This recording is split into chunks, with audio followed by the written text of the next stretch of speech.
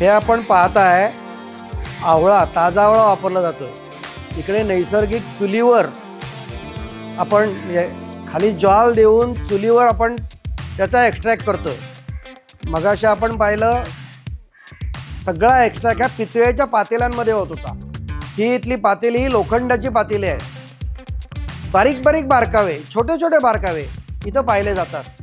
म्हणजे शुद्ध तेल, खोबरेल तेल, शुद्ध तीळ तेल, त्याच्याबरोबर क्वालिटी इम्प्रूव्ह करण्यासाठी आवळ्याचा रस, निळेचा रस, मेहंदीचा रस, या सगळ्याचं एक वेगळं कॉम्बिनेशन या सगळ्या कंटेनरजवळ होतं. म्हणजे कंटेनर पितळेचे आहेत, लोखंडाचे आहेत. आपल्याला वाटतं की अरे हे असं का वापरतात, म्हणजे हलकं की काय, तर हलकं नाही.